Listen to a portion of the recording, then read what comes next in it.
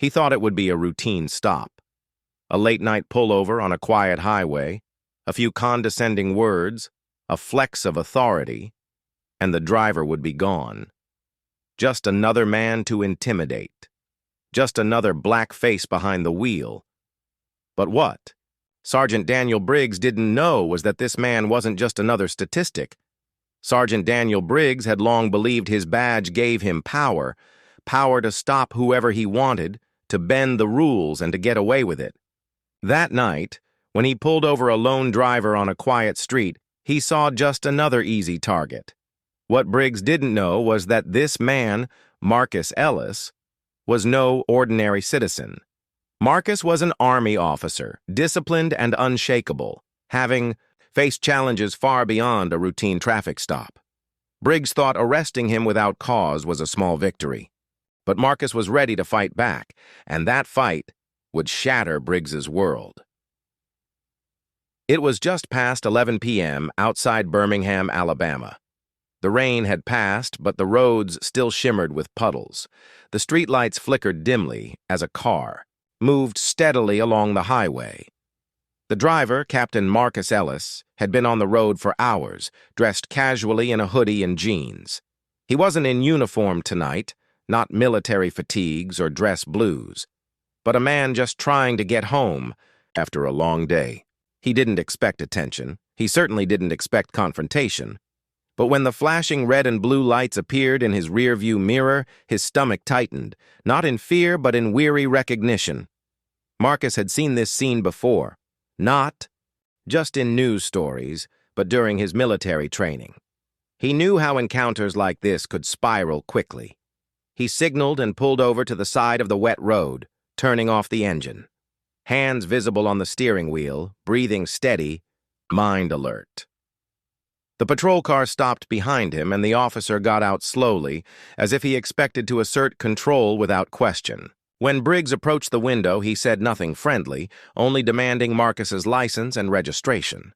Marcus answered calmly and politely, but in that moment, Briggs had already made his decision. To him, Marcus was just another black man to control. What Briggs didn't know was who Marcus really was, and the storm that would soon erupt because of one wrongful arrest. Briggs held Marcus's documents just out of reach, scanning the car with suspicion. He claimed the taillight was out. Marcus knew this wasn't true. The car had just been serviced days before. Still, he didn't argue. He offered to get it checked. But Briggs wasn't interested in conversation. Instead, he barked an order. "Step out of the car." Marcus calmly asked why, seeking explanation, but Briggs was impatient and dismissive. "Because I said so."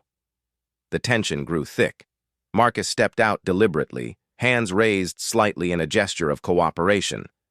But even measured respect was too much for Briggs. He demanded Marcus face the car with his hands on the hood.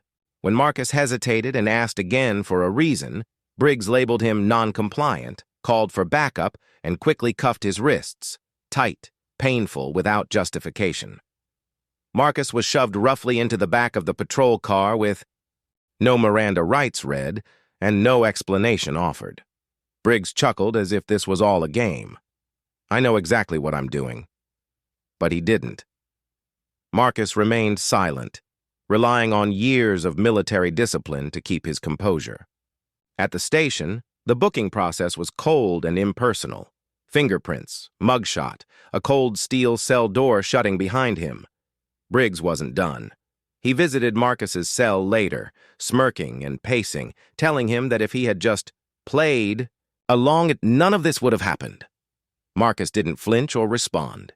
Instead, he stared back and thought, "You just made the biggest mistake of your career." Because while Briggs was puffing up his chest, Marcus's lawyer was already on the phone with the police chief. Senior officers in the Department of Defense were asking questions, and the wheels of accountability, slow but turning, had begun to move.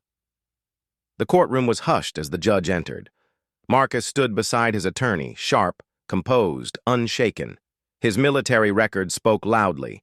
Army Academy graduate, multiple commendations, no disciplinary issues. There was no reason for him to be there except for the man sitting across from him, Briggs. The officer still wore his badge, but his swagger was gone, replaced by uncertainty. The prosecutor laid out the facts methodically. No broken tail light. No threat or resistance.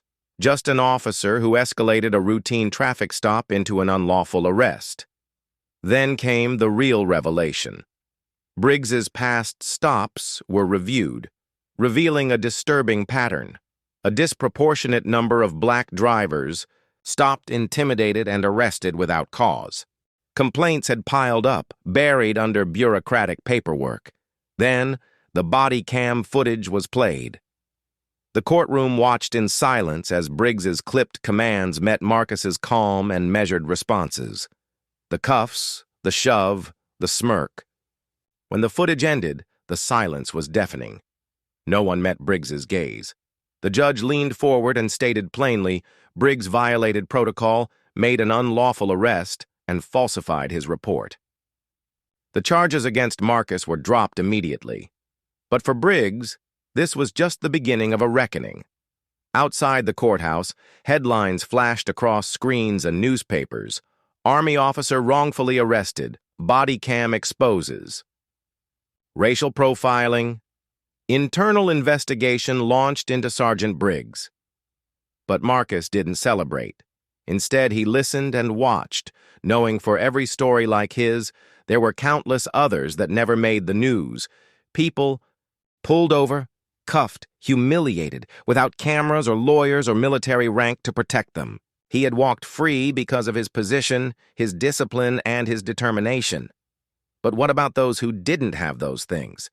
What about the men and women who faced this injustice every day in silence? Back at the station, Briggs faced the consequences: suspension, investigation, and disgrace.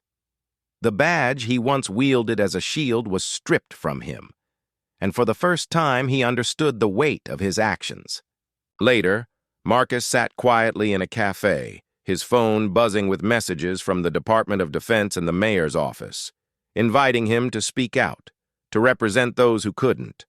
Looking out the window, he saw a young black boy skipping down the street, holding his mother's hand. Innocent, hopeful, free.